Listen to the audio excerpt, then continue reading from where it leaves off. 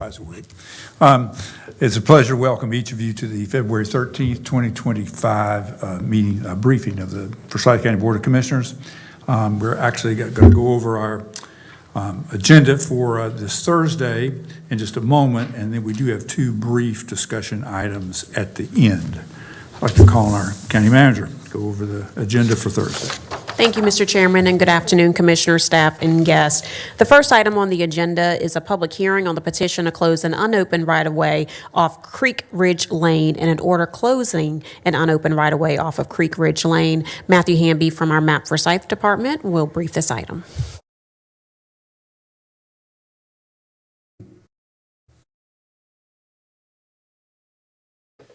Good afternoon. Afternoon.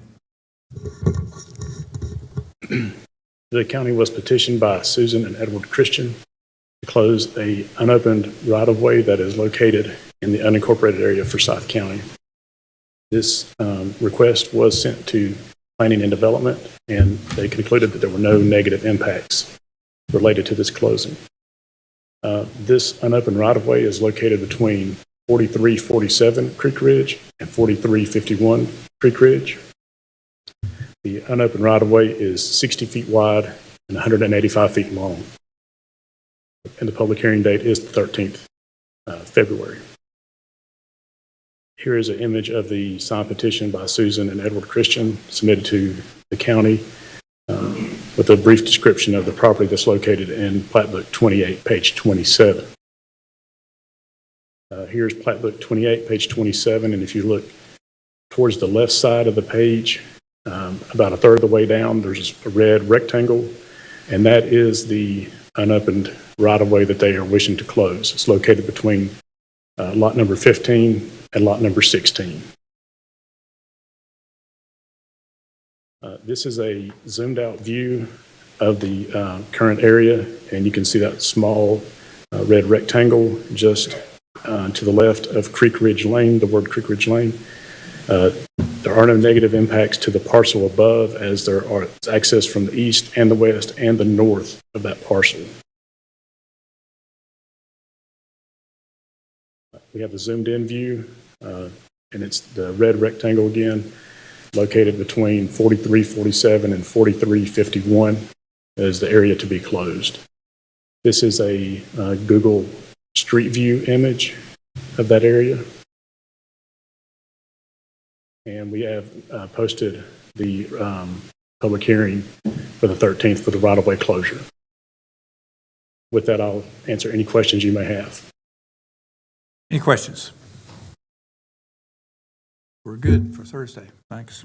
Okay. Agenda item number 2 is Mr. Hamby's as well. It's a public hearing on a proposed ordinance to rename a segment of State Road 4312 within the unincorporated area of Forsyth County, Rosewater Avenue, and an associated ordinance renaming a segment of the road.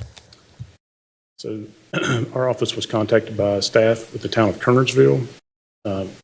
State Road 3412 is being requested to be named Rosewater Avenue. This will aid in addressing of property that is being developed along that road. The map here shows a light blue area and a red line. That is the segment that is in the unincorporated area of Forsyth County. To the south is the town of Kernersville, and to the west is the city of Winston-Salem. Naming this segment will allow for addressing of property that cannot get access to Union Cross Road. This would be the only access that they would have. You see where Glenview Drive is located on the bottom, and where you would make a left to go onto SR 3412. The property to the left would be addressed off of Rosewater Avenue, and that's why it's needing to be named. All the general statutes outlined in, or all the rules outlined in General Statute 153A-239.1 have been followed.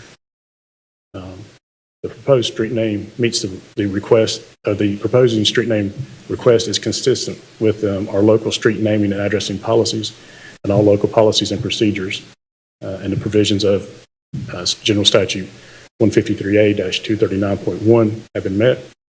The staff recommends naming the unincorporated segment of State Road 4312 to Rosewater Avenue. I'll try to answer any questions you may have. Any questions? Yes, thank you, Mr. Chair.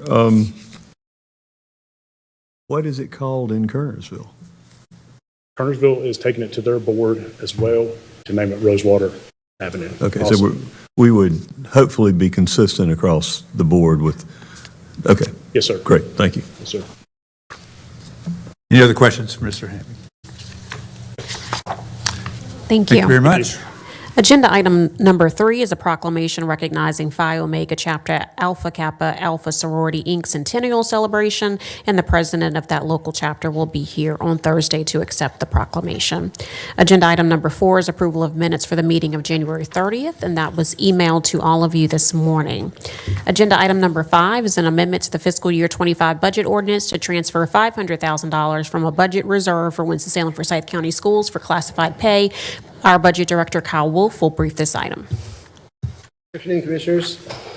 This amendment to the fiscal year 25 budget ordinance is necessary to transfer $500,000 that's currently held in a budget reserve for the Winston-Salem Forsyth County Schools.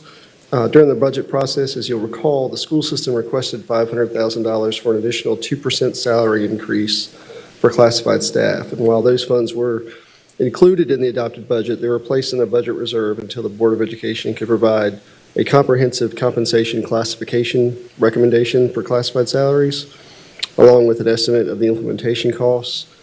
In November, the school board directed Winston-Salem Forsyth County staff to request the release of those funds plus an additional $1.9 million. And there's a copy of that letter in your materials. But again, this item is only appropriating $500,000 that was included in the adopted budget. I'm happy to try and answer any questions you might have, and I saw Tommy Crayons, the CFO for the school system, is here as well. I have two. The first one is for the $500,000. Kind of what did we resolve that the dollar that it's not all that you want or needed. And I guess teacher assistants that was identified as improving teacher assistants' competitive salaries, and that was sort of the earmark that the school board. Yes, sir. That's correct. Yes, sir. So all that will go for teacher assistant Correct. salary improvement. Yes, sir.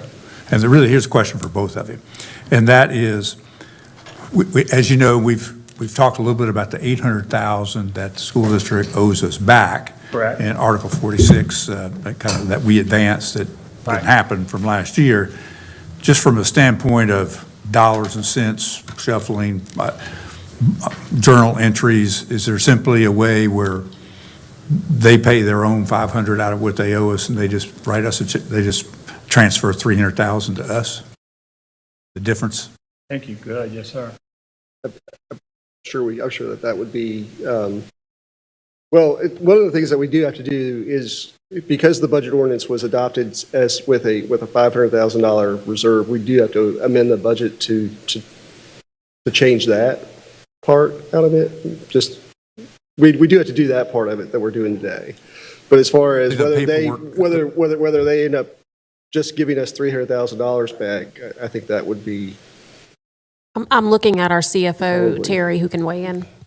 Yes, we would still record it as the 500 and the 800, so we do need the budget amendment so we can record it properly. But sending the net amount is fine. We'll just then gross it up and record the actual pieces. So it's just, the paperwork basically remains the same. That's correct. Correct. Okay, any other questions for either Tommy or Kyle? A follow-up, if that is the way the transaction is done, will the teacher assistant still get an extra $500,000? Yes, sir. I mean, I'm here making that representation. Yes. All right, because I would not favor, doing the particular set-off suggested unless we are confident that the teacher assistants still get a $500,000, total boost. Yes. Okay, thank you. Chairman, I would like to ask Tommy if I could. The 2% pay increase for the classified staff, when should they see that in their pay? Well, now overall classified is much greater than just $500,000. So, right now, the bulk of those funds, if not all, will go toward teacher assistants because other groups, such as, for example, the transportation side, they received the 4+2+2. Maintenance will receive 4+2. So you have in other groups, like custodial and other groups had already taken big hits and gotten jumps up.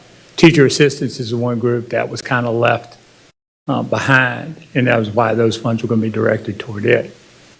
So, To do the whole, just on the average, Yeah. of all classified, we were looking at about 2.5 plus to do that on a market average. If we wanted to become number one in the state, which was another number that we were asked, it was over $9 million. So, yeah, so let me be more specific. The reason why I'm asking the question is because there was staff that were contacting us, your school boards, not your school board, but your teachers, that were saying that they didn't get their increases timely. So I'm wanting to know when is the time that they're supposed to receive these increases? well, we would need to come up with a plan and present to our board to approve all the salary increases. And then they would get that upon literally the next day. Do you we know would how long process. that process takes? If we're approving this, so it's a trickle-down effect, No, right? I've got it. Okay. From our side, you're probably looking, I've got my one more meeting in February. Probably sometime towards the end of March, mid-March to end of March, you're probably realistically to have good numbers and have everything split out and roll with it. Is your realistic time frame. What I would like for me, I'm not sure about the other commissioners, but I would like to have a report back when that's going to transpire. That's fine. That's Yeah. fine. Because it was a lot of back and forth between the school board, whether they received it from us or not, and we just wanted to be clear. That's fine. Okay. Yes, ma'am. Thank you. Chantel, you have the record of that. Thank you. Okay, thanks, Tommy. Yes, ma'am. Other questions? Okay, we're good. Thank you. Sir. Thank you both. Thank you. Agenda item number 6 is an amendment to the fiscal year 25 budget ordinance to appropriate grant dollars from the Winston-Salem Foundation for North Carolina Cooperative Extension Community Gardens. Michaela Westbrook from our Budget Department will brief this item. Good afternoon. So this request is to appropriate $1,643.28 to go towards a community gardening program. And these funds will be used to help purchase soil and compost to be distributed to gardens, as well as other community gardening events. Any questions? Any questions? Thank you. Agenda item number 7 is an amendment to the 2022 Blues Lake Capital Projects Ordinance to appropriate $500,000 in North Carolina Department of Natural and Cultural Resources grant funds for the second phase of Blues Lake Park. Will Fulbright from the Budget Department will brief this item. Good afternoon, Commissioners. On April 4th of last year, the Forsyth County Board of Commissioners approved a resolution authorizing the submission and acceptance, if awarded, of a Parks and Recreation Trust Fund development grant to fund the second phase of Blues Lake Park. On August 23rd of last year, the North Carolina Department of Natural and Cultural Resources awarded Forsyth County $500,000. The grant requires a county match of $2.5 million, which was included in the 2023 PAGO project list and was approved by the board on March 2nd.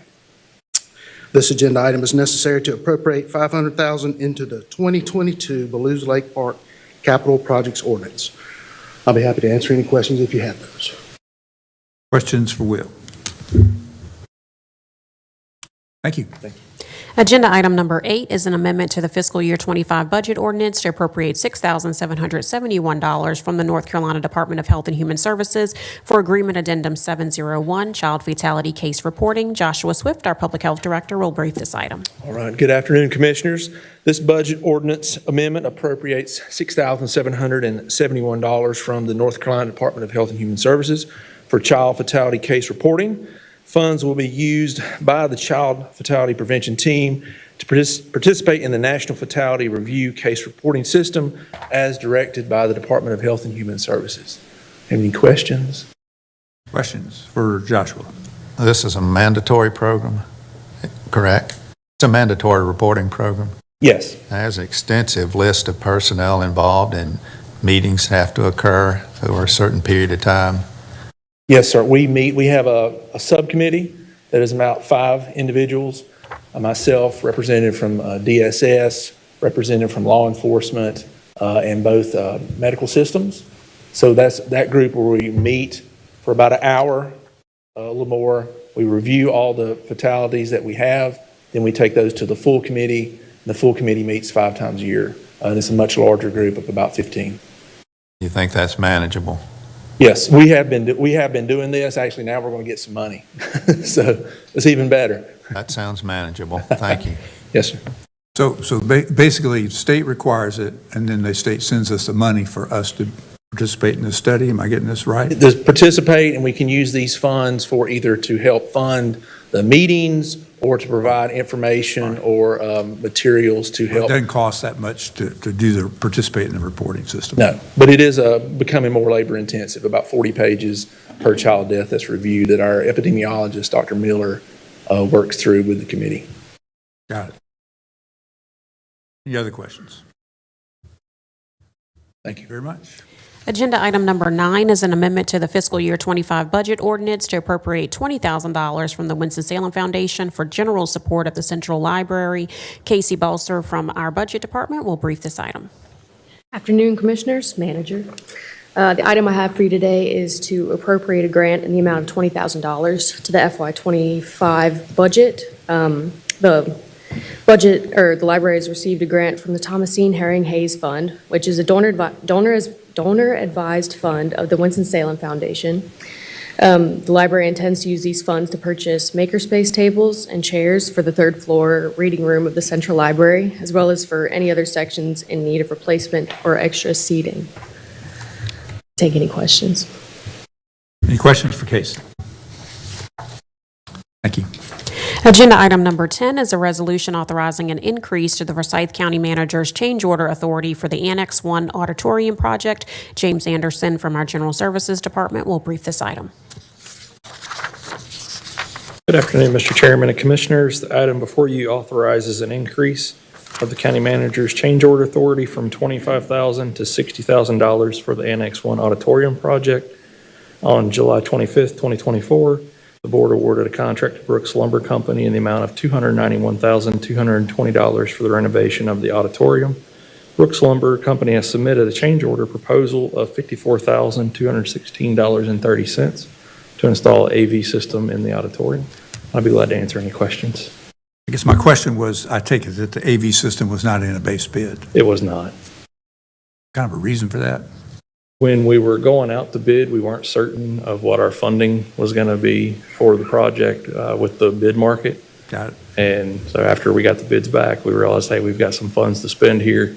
And we did not have enough time before the ARPA deadline, so we had to wait for those funds to get rolled back into fund balance. So I'm assuming it's fair to assume that we don't think we could, because obviously we have no obligation to go through the contractor to do that. We could get another subcontractor to come in and do the AV stuff.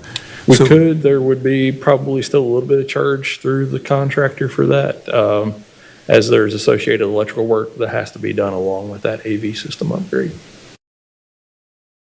This probably I don't know anything about the contractor, but are they going to subcontract somebody else to come in and do it? They are. It's Audio and Light is the name of the company that they're subcontracting with. So we're going to pay our 10 to 20% overhead kind of issue for them to do that. So their markup contractually is only 5%. Okay, that's good. That's reasonable. And I'll say that this contractor is Brooks Lumber Company. His name is Pierce. What's his name? The contractor. Perry? Perry, there you go. Perry's Yes. What's his last name? Peterson. Perry Peterson. And he has done, I will tell you, out of all of the projects that we're working on, this is by far the best work we've had going so far. And he's been very, very reasonable. We just have some leftover funds and there needs to be some AV equipment. But he's not the contractor guy. I mean, he's not the contractor we're dealing with this change order on. No. Perry's the architect. Yeah, Perry's the architect. That's because I know Perry. Yeah, I know Perry. You're right. Very well. I know Perry. Yeah, you're right. Well. And he is great. I can attest to his good work for sure. So, but we're back to the contractor, and that's Okay, they're subcontracting, we have a 5% minimum kind of load for that, and they're going to make that work. Got it. Any other questions for James? One other comment that may be important for you to know, the contractor has held off on doing some electrical work, waiting to see if this would get approved because there'll be some efficiencies and cost savings to doing all of that work at once. So there will be some benefit to doing both the remaining existing work that was to be done, electrical work and the AV work at the same time. That's good. So is that benefit going to be passed on to us? It will. All right, just checking. Thank you, Denise. All right, agenda item number 11, resolution authorizing execution of an agreement with Barr Construction Company, Inc. for construction of the Horizons Park Multimodal Trail. Ryan Kearns from our Parks and Recreation Department will brief this item. Good afternoon, Commissioners, County Manager. The resolution before you would authorize the execution of agreement between Forsyth County and Barr Construction Incorporated for the construction phase of the Horizon Park Multimodal Trail. Whereas the mission of Forsyth County Parks and Recreation Department is to operate, develop, and maintain a park system to meet the recreational needs of park visitors. And whereas on October 22nd, 2012, the Forsyth County Board of Commissioners adopted a resolution approving the Horizon Park Conceptual Master Plan. Whereas on December 19th, 2016, $15 million of voter-approved general obligation bonds were approved by Forsyth County Board of Commissioners for the 2016 Parks and Recreation Facilities Capital Ordinance Project, of which $2 million was allocated for the Horizon Park Conceptual Master Plan projects.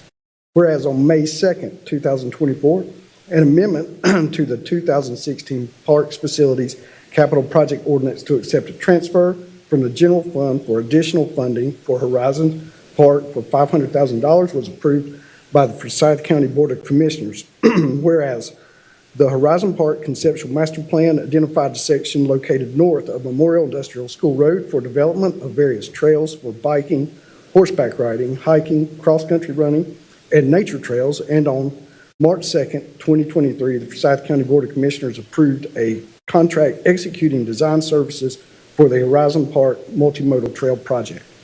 Whereas following design and after due advertisement, 3 responsive bids were received and opened by City County Purchasing Department on December 11th, 2024 for the construction phase of the multimodal trail, and responsive total base bids amounts received for the project are as follows. Barr Construction Company, $2,126,000. Country Boy Landscaping, $2,327,908. And BW Infrastructure, $2,344,131.20.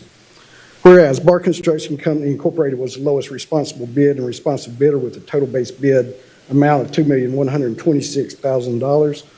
Barr Construction Company Incorporated will perform the scope of work associated with the construction of the multimodal trail system, including but not limited to erosion control, grading, surveying, tree removal, retaining wall construction, asphalt parking lot construction, site amenities, installation, and landscaping.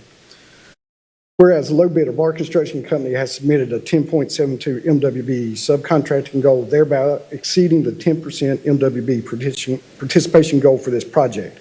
Now, therefore, be it resolved that the Forsyth County Board of Commissioners hereby authorize the chairman or county manager and the clerk of the board to execute on behalf of Forsyth County an agreement with Barr Construction Company Incorporated for the construction of the Horizon Park Multimodal Trail in an amount not to exceed $2,126,000, subject to pre-audit certificate thereon by the county chief financial officer if applicable, and approval as to formal legality by the county attorney.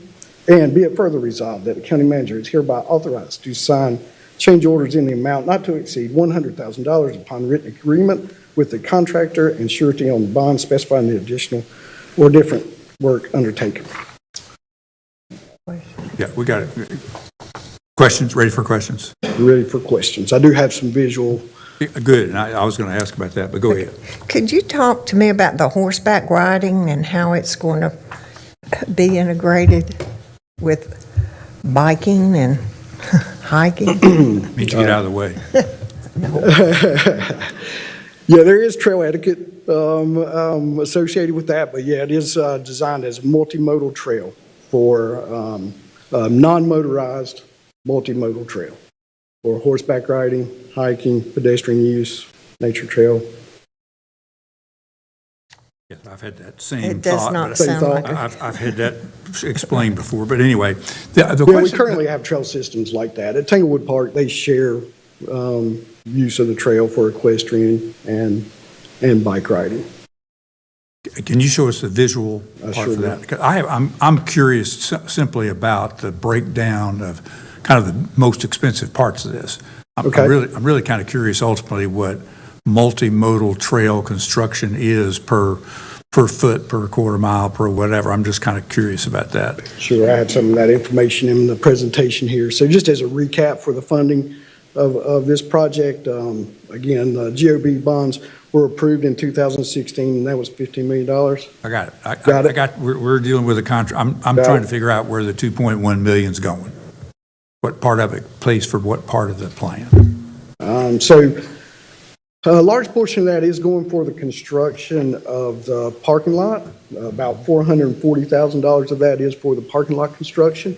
The remaining of that is for each trail section loop, the way that we have that broken out specifically on the bid package.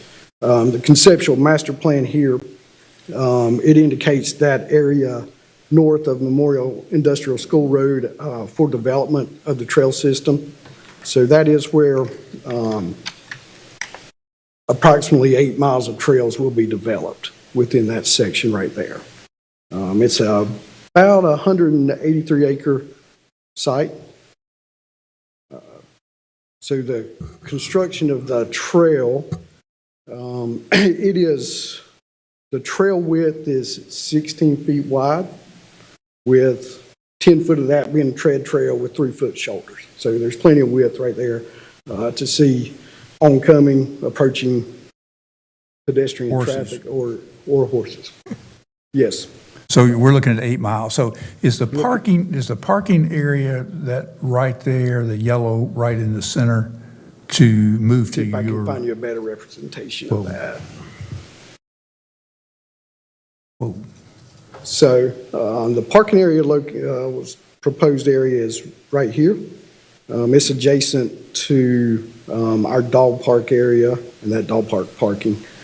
So this parking lot would be right here. This serves as a trailhead for mainly trailer parking. There's 9 trailer spaces in there. There's some additional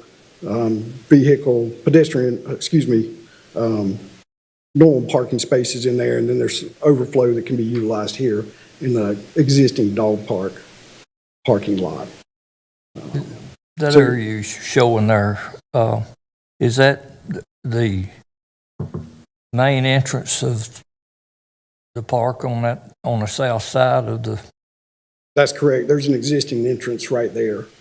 that right So we're there? utilizing that existing entrance. It's just going to, Put your arrow right where the parking lot area is going to be. it's right there. Is that close to the barns? No, it's on the opposite side of the Memorial Industrial School Road. It's on the northern section of that road.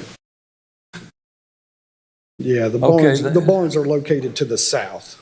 The side you're showing on then is on the north side of the park, Correct. north side of, That's correct.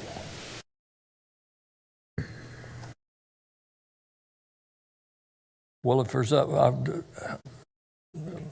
same point I'll put to that is, I can't remember everything that's there, but if there's, the barns and the big oak trees there, if there's any big trees, wherever you put the parking lot, move it around a little bit and not cut them down.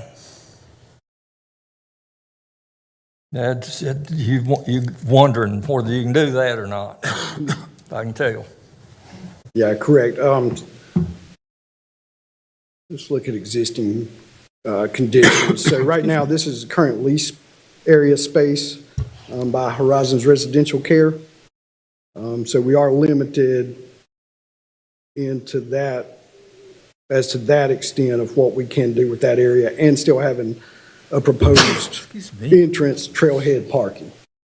So the designer indicated that this small portion right here was conducive for a parking lot development. And then also worked with Trailhead Design and the trail system, kind of having that starting point from that location. Well, if you want me to, I'll go out there and mark the ones not to cut. Yeah, I just did a little arithmetic, which may or may not have been exactly correct, but it appears that if I take the 400,000 out for the sort of the parking lot, we're looking at basically $215,000 per mile. That's may be correct. I broke it down to about $30 a linear foot. I divided by 5280 and got $47 a foot. So it may be a little, it also may be a little more. There were some other incidentals in there with the plant materials and site amenities and the demolition and tree removal as well for the parking lot. Just for the trail construction itself, it worked out to about $30 a linear foot.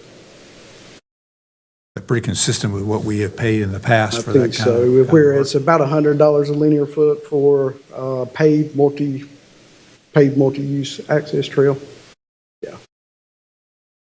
Yeah. So this is all natural trail surface, no paved trail surface, what we consider unimproved trails.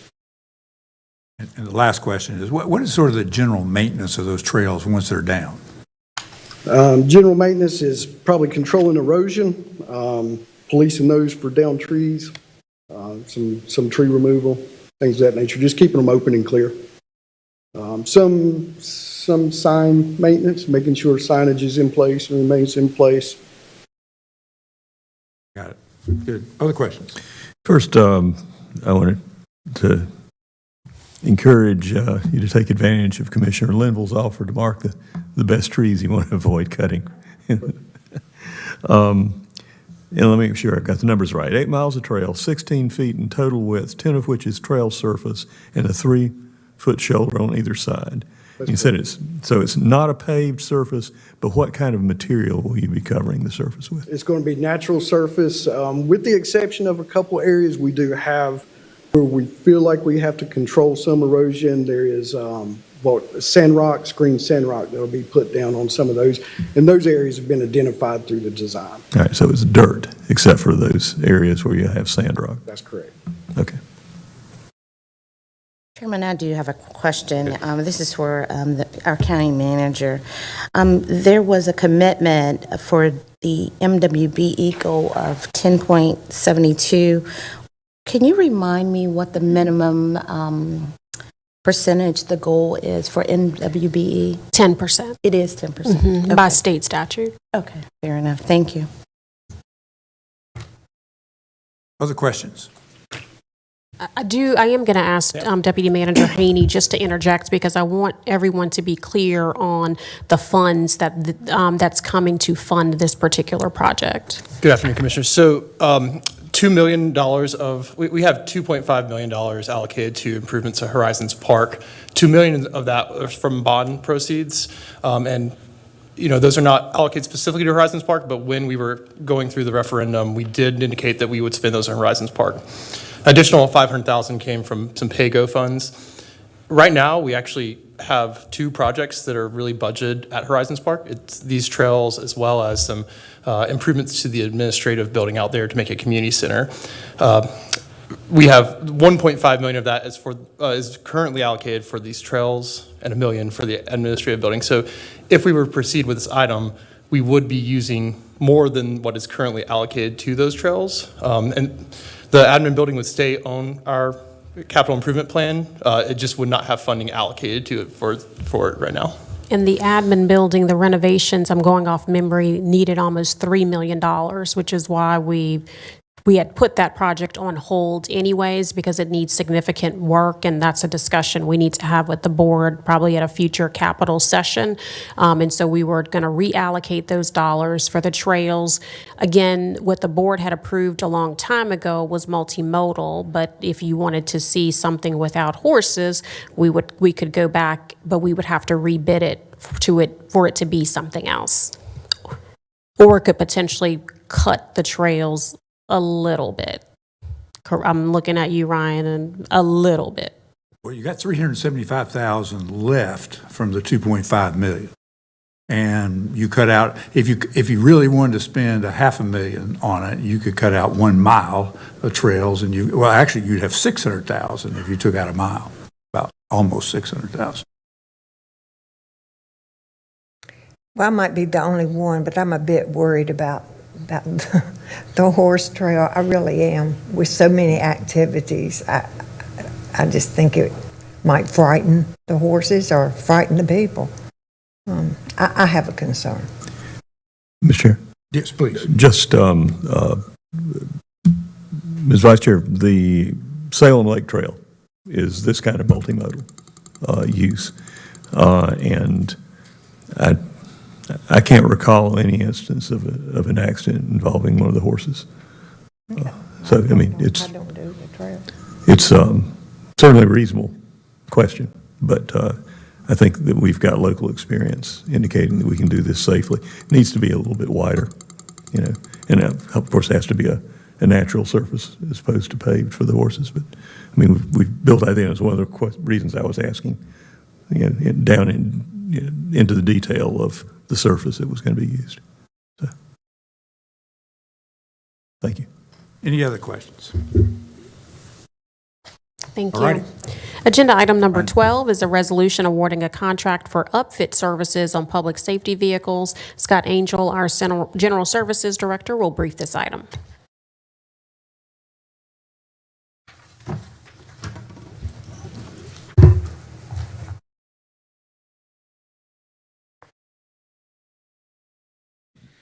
Good afternoon, Mr. Chairman and Board. If you recall, the Board approved the purchase of equipment needed to upfit Ford Interceptor police pursuit vehicles at the December 5th, 2024 meeting.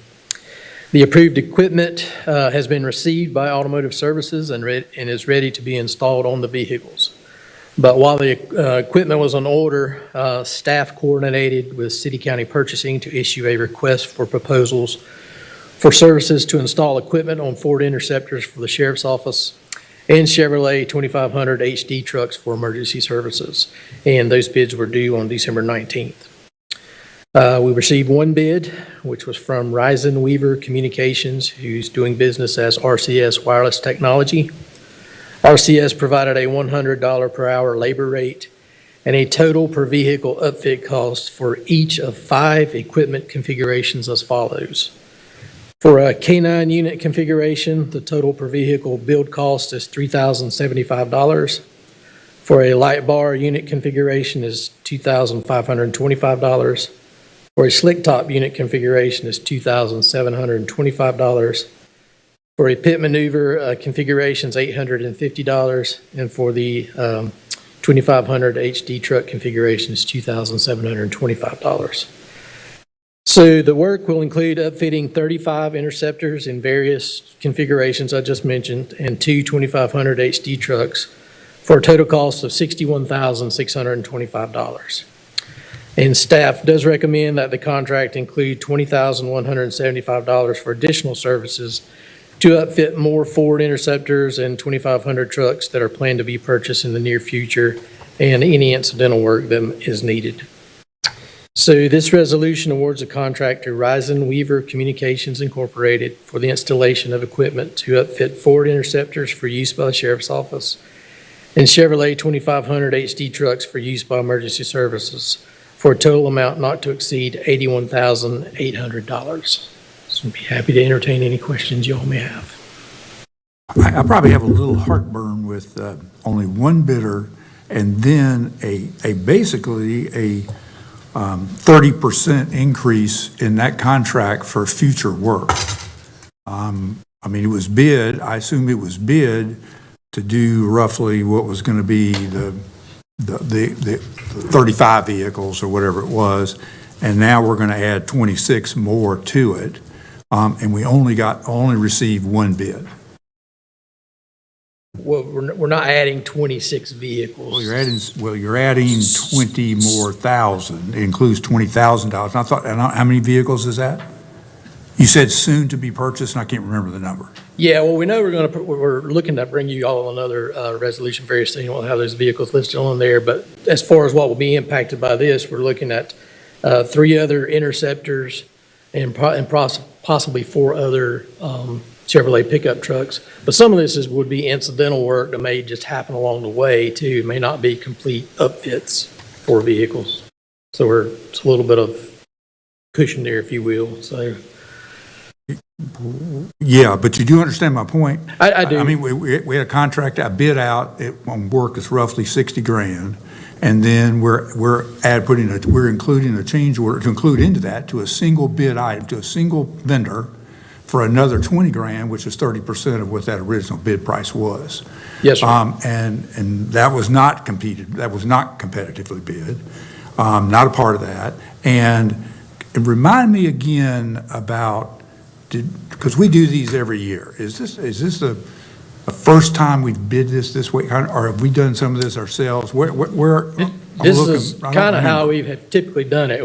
In the past, we would purchase equipment through the county, supply it to another vendor that we would contract with to do the upfit equipment. I will say it's not the way we want to do it going forward. We actually would want to engage somebody who could do turnkey type of upfits for us, where we contract with them, they buy the equipment, they install it, they receive the vehicles, they do all the work, and so when it gets to us, it's road ready. We actually tried to do that back in the fall, and response was not great. And I think we learned from that. There's a bit of a different pool of vendors that supply that level of service. So we're trying to engage with those folks right now. I actually had 2 meetings last week with contractors that provide those turnkey services, and would like to, pursue that at some point very soon to try to go down that road and see how that can hopefully benefit us in getting these done quicker. So assuming that if you were to work that out, I'm making an assumption that these vendors that you're talking to, they're going to charge more to order the equipment and put it on, unless they have a special deal by volumes of things that they do that they're able to get it cheaper. Well, we're probably looking at a multi-year contract, possibly, so they know how to plan and staff for these vehicles coming their way is their preference. So we're in those discussions and learning more about how they operate and what the impacts would be. And I think you and I once had a offline sort of comment about why can't the manufacturer do this? Like when people order a new car, they specify all their the bells and whistles and gadgets they want, and it comes that way to the dealer.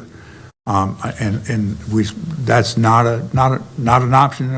I don't recall the answer to that. Not that we're aware of. There are dealers that provide this service, like Ilderton in High Point. They'll provide this service for any vehicle, even though they're a Chrysler Dodge Jeep dealer. They'll provide these upfit services. But as far as actually ordering the vehicle from them and them having actually the upfit themselves, I don't know that they all could provide that service. So that's another question we can certainly pursue. And out of curiosity, why didn't they bid on this project? Is that Ilderton? Is that who you're asking about? I don't know specifically why they didn't bid on this. I know there's a lot of work of this similar type work out there right now. So I know a lot of people are busy. So that could be one reason.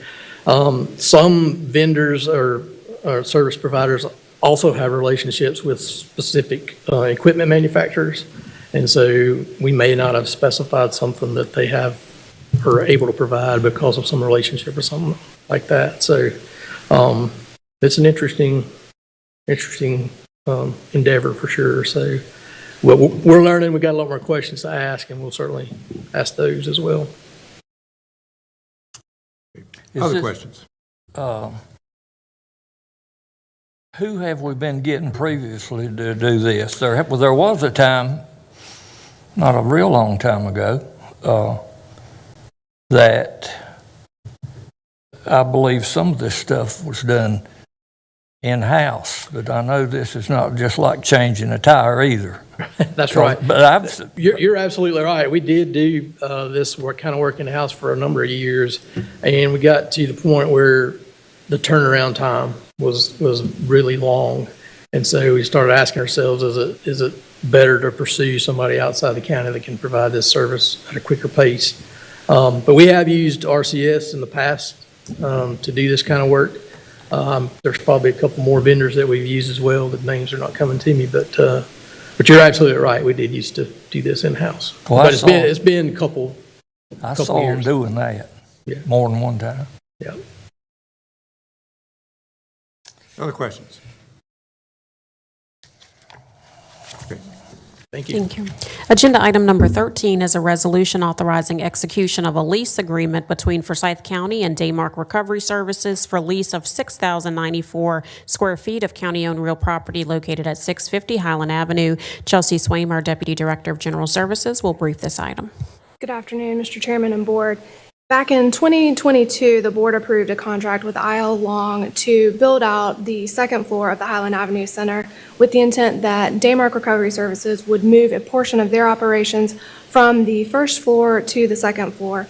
And then the first floor would then be open for the facility-based crisis center. So this item is to approve the lease agreement with Daymark Recovery Services Incorporated for that newly built-out space on the second floor at 650 Highland Avenue. It is for 6,094 square feet, and it would be for a 3-year term beginning on February 17th of 2025, ending on February 16th, 2028.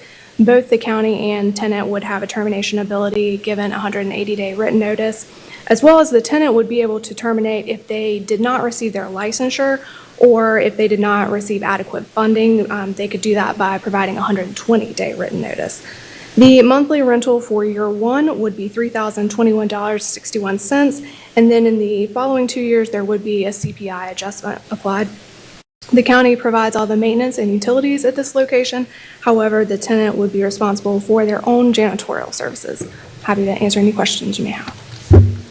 And this facility was actually, that upfit was done with the grant dollars that we received, we shared with Charlotte? Yes. With Mecklenburg? Yes. Okay. Order. Other questions? And agenda item number 14 is a report, is the December Human Resources Report. That's all the agenda items I have, Mr. Chairman, before our 2 discussion items. Yeah, but two items I wanted to just ask your opinion on. One, we have received over the last several months, several emails about helium balloons, environmental issues about helium balloons. And particularly the emailer, the person that was sending those, talked to us about the number of dangers. Well, apparently it has now been introduced in a Senate Bill 20, to ban intentional release of helium balloons. And I would like to ask this group if you would be happy with, I could certainly send a letter to the effect that would be in support of that bill. I have any objection to our supporting that bill? Do we have that many balloons being sent up? I mean, I don't remember seeing one. Well, I suspect they happen at various times, and we've got an airport in a downtown area, which is not a good thing. They are dangerous for that, and they do apparently injure birds and a lot of other kind of things. I mean, there's a lot of issues. I've got maybe 2 or 3, and it looked like the person that was sending them was at or near the coast. It is. And Well, there's several counties in this area who have already declined to support the bill. It was talked about at a Board of Directors meeting. Just what's your pleasure on that? In terms of comment, I wouldn't put any money on the passage of the bill through the General Assembly, but there are good environmental arguments to discourage it. You get a lot of celebratory events with, releasing multiple small balloons, and you see them later hung up in the trees or in the streams. Apparently, among other things, turtles tend to eat them, and it kills them.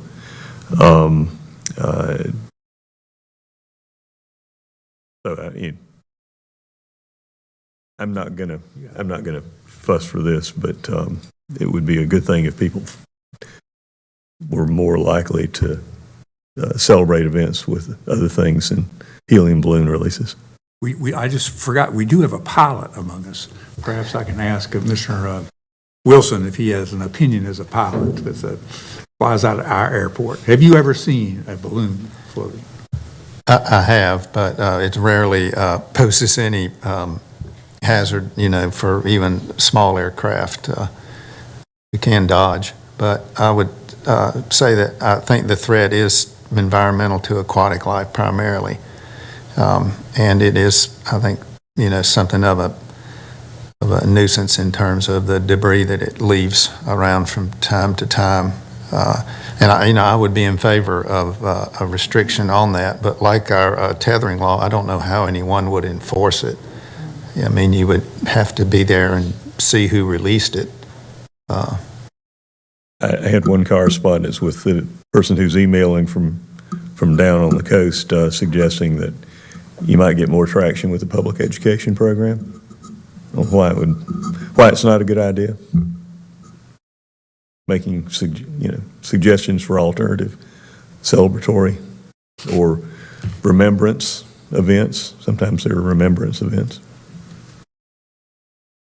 Others, I mean, I'm fine with it still. I mean, it's an issue. Yeah, I guess in some cases, even though it may be hard to enforce, sometimes people don't do things because they know they're not supposed to do things, or it gets a little publicity, and it kind of becomes a deterrent. And I probably see it as being nothing but positive, and I really don't see a downside, I guess, is what I'm trying to see in that. I do have a question in regards to Vice Chair Wisenhunt's comment about the other counties not supporting. Is there a reason why they're not supporting? I don't know, but even Brunswick County did not support it. And I would think they'd have more balloons than Forsyth County. Chair Martin, do you have any feedback around why some of the counties are not supporting it? I agree with your rationale that why not support it if it can only help an environmental issue, even if it's going to be hard to police. I don't think that should be a reason why we don't support it, because it's hard to police it. I mean, I am for sharing something with the state to support this bill, but it just seems bizarre, to say the least, that counties are not supporting it, and I just would like to know what their reasoning is. Well, in answer to your question, I didn't know anybody was not supporting it, so until today. I didn't know that, but and since I actually own some property in Brunswick County, I'm a little surprised that Brunswick County would do that, particularly with their concentration of people now. Could we find out possibly why the other counties are not? What's the timeline for us to submit this letter? Well, it is ever how long that bill would wind its way to a committee, and it may, as Commissioner Bessie suggested, it may have a road that doesn't get very far, but that does not mean that it's not important, and I don't mind being supportive of that. So there we go. But if there's not any interest, we can not do it. Why don't we inquire into the issue? Ask about it. We can find out about that, see if we can find that out. Very good. And the second one is a similar matter, one in which we've probably received, I guess I've probably gotten, 20 or 30 emails about the issue about the Transco gas pipeline. Obviously, we don't have anything to do with pipeline approvals or anything relative to it. There is a pathway. It is going through North Carolina, particularly fairly. I think it actually goes through Guilford and maybe a piece of Forsyth. I think I've seen a map of that at one point, because I've gotten some just the general correspondence about it. And similarly, it is interested in our adopting a resolution, and I am aware of some groups not approving that request. And I don't know if anybody has a particular issue. I mean, the emails I've gotten have been kind of form letter. I mean, they're a form letter issue, but they do talk about some of the key issues about pipeline dangers. But we have a lot of pipelines around that I'm probably I'm not as worked up about that one as I am balloons, but I mean, come on.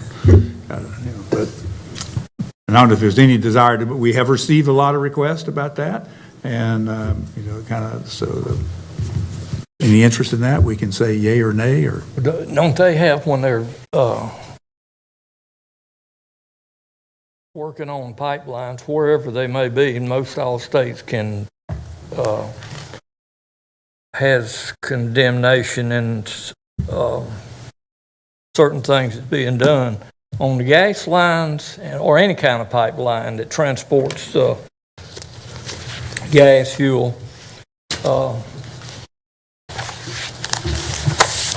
Does those, Mr. Attorney, those companies, do they have authority to condemn?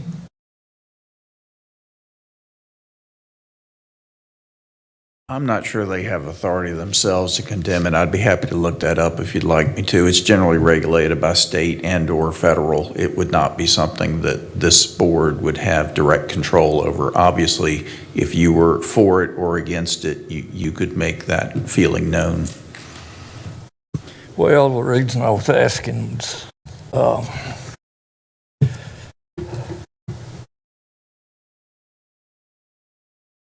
I guess pipelines are dangerous. The most dangerous thing that I do on a daily basis is get in my vehicle and go somewhere. And what's worse than that, if I have to move equipment, that is bad. Have to have an escort in front of you, particularly if it's something big. But if the companies are not allowed to condemn, they're just making the best way they can. I believe this one they've been working on a pretty good while. I may have actually done some of it, but it's like, depends on how you look at things. It's somewhat like a roadway going somewhere. Roadway going somewhere in North Carolina, it can go because no matter what, state can condemn it. And the reason, got to have the road so we can drive on. And somewhere down the line, they making money. All of them are. But and of course, we all days have going to come. It's you're going to have to. Fuel's going to have to be transported somehow. It's better to do it in pipelines than it is to haul it in tankers, but they do have to haul a lot of it in tankers to get to the outlets. So that's just a thought. Any other comment? Mr. Chair, this is related to areas that I've studied and commented on professionally for decades. The project in question here is called the Southeast Supply Enhancement Project, and what they're talking about in essence is a larger pressurized gas transport line that roughly parallels an existing line. And as the name suggests, it's intended to handle anticipated additional capacity, in particular to serve proposed massive build-out of methane gas burning infrastructure for power production. It's tied up in a larger debate over whether to substantially expand the gas power plant infrastructure or to use alternative supply methods. In this case, the parallel, much larger in terms of diameter, capacity, and pressurized line, would run through sections of Davidson, Forsyth, and Guilford counties. The section through Forsyth, comes in across the Davidson County line at the south end, runs up across the southeastern part of the county through Kernersville and exits. There are localized impact questions about, it runs through Triad Park, it runs through the town of Kernersville, and either very close to or actually through property owned by Navant Health, connected with their satellite health center there. It goes through some neighborhoods. I did personally write a letter to the Federal Energy Regulatory Commission, commenting on potential local impacts and asking for them to direct that an environmental impact study be prepared that analyzes these and other questions. FERC, I just got a notice from the day, they've elected to go with a less lengthy time frame preparation document called an environmental assessment. So the environmental impact study option has been discarded by them for a more abbreviated review. I told the advocates for a resolution that I candidly did not think that there would be majority support on the commission for a resolution as a whole on it, but that I had commented individually. And I think if the commission were interested in taking up a position, it could justify doing so. But that's at the pleasure of the commission as a whole. And I believe in answer, Commissioner Linville, to your question about eminent domain authority, I do believe that regulated public pipeline utilities do get sort of transferred, project-specific, authorized project-specific, eminent domain authority. I believe that's been the law for quite a while. I remember sitting on a jury in Guilford County decades ago in which the Piedmont had authority to condemn the line, and they had done so. So that was not before us, but the issue that was before us was the compensation of some individual landowners who were challenging how much Piedmont was paying them for the property. If that law has changed, or if I had an incomplete understanding of it, I'm subject to correction. But Yeah, I've had a chance to look it up, and everything Commissioner Bessie said is absolutely correct. The statute is 62-190. There is a right for a pipeline company to exercise eminent domain. And as Commissioner Bessie indicated, it's regulated nationally by the Federal Energy Regulatory Commission, which is known as FERC. And in the current regulatory environment, I would say there's about zero chance that they're going to restrict a pipeline. I can't argue with that political assessment. So I take it from that there is no interest in our preparing a resolution to that effect. If other commissioners want it done, I'll be happy to put a draft together for you, but at your pleasure. All righty. I think we have finished. Got it. All righty. Anything else for the good? Mr. Chairman. Yes. I have a thought or idea, and it comes from things that's going on, reevaluation, emails. And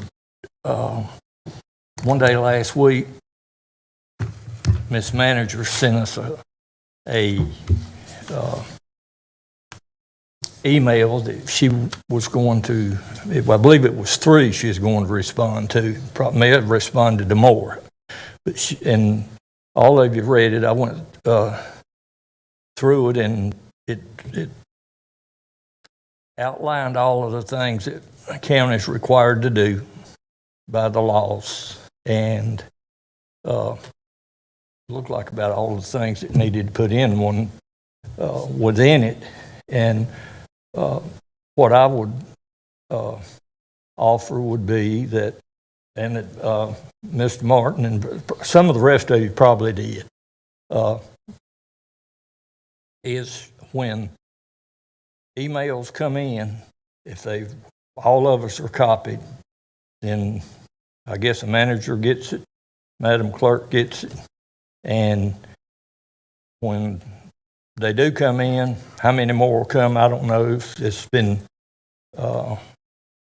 It's been several, but it's likely to be more, would be when they come in is the same thing that you sent us, telling us what you're going to do, is when the clerk sees them, is to that copy that you wrote would be to send the same thing back to everybody that sends them. I think we're still going to get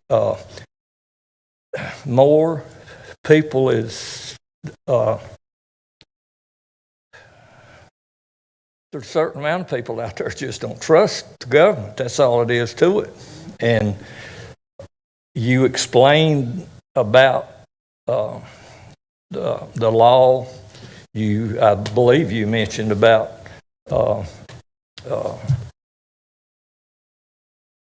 tax rate as far as revenue neutral. I don't remember exactly where you used that line or not, but I think you did. Or I don't know what would be the best word for it, an adjustment in it. I don't recall. It could have happened a time or two in a long time, that every time that there was a reevaluation, property values went up and the tax rate was adjusted back in accordingly to try to raise the same money that it had the year before. This is, it's just hard for me to believe that I mean, I believe it's going up. It's just what people are paying for properties. But this is the most high percentage that I recall any time that it's gone up, and this much. So I just offer it as a thought, and for the board, if it wanted to do that, and anybody wants to respond to them. I have been responding to every single one. So the ones that all of you are on, we receive those, and I have individually responded to every single one with essentially the same exact information. Unless they've requested something additional, like I think one wanted our budget document, so I need to go back and send them the attachment of that. But in general, it's been copy and paste so that we're consistent with our messaging. Our communications department is also going to be working on our website, just kind of putting very prominent a banner on the top where people can click with FAQs. I did talk to our tax assessor collector today, John Burgess, and so far they've received about 600 appeals, which he said is not unusual. So there's nothing unusual about that. Their phones have been busy, but he doesn't feel like it's been an unusual amount. They are answering within a very short window of time. So they're hanging in there. But I will say there have been, besides the emails that you've sent, there have also been some not so nice people contacting our tax department. And quite honestly, there was someone who threatened our tax department. And I did send that to the sheriff's office, because one thing I'm not going to allow is for anyone to threaten our staff. They're doing their jobs. They're doing it to the best of their ability. It is one thing to be upset, and I understand that, but we will not allow individuals to threaten our team. Well, what you come up with in the letter, and I just said, they'll get more than 600. I don't know how many it'd be, because a few years ago, they got lots. But I think the more we can try to get information out there of what's going on, or how we will, besides what the values are, how we will deal with it, where people have got in their mind that they're going to maybe have to pay 30% more in tax, 25 or 30. Well, I don't feel like that's going to happen, but it's hard for us to sit here and say exactly what we're going to do. But from me, my part, I would think we would most likely go to the revenue neutral and then the budget and go from there. I'd like to say, Commissioner Linville, that is the greatest idea for 2025 that I've heard thus far, so thank you for that.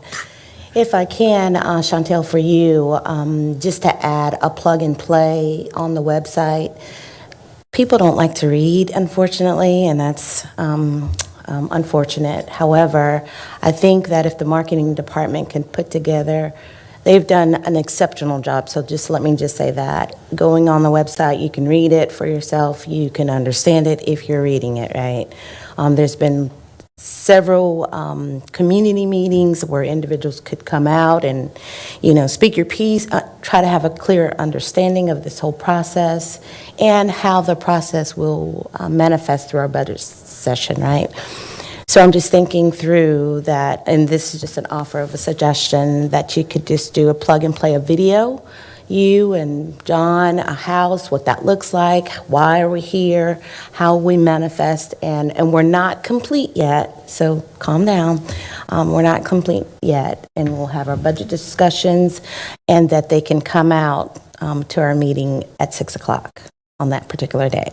That's a great idea, Commissioner McDaniel, and we will definitely work through some other marketing strategies. They did post on our social media pages just kind of John's excerpt, the presentation that he provided to the board, but certainly that's a presentation and it's very technical. So we'll work on, something short, I just want us to remember, everybody's not on social media, so sending them to our website, and that's what I've been doing. Would be perfect. Thank you. Yeah, I've been responding to those two, same information. One sort of added note, it's always amazing sort of some of the misunderstandings are out there, so it might actually be helpful to start at a more basic level with the Q&A, like how does who sets tax rates? And point out, there's the county, there's the municipalities, that is done independently.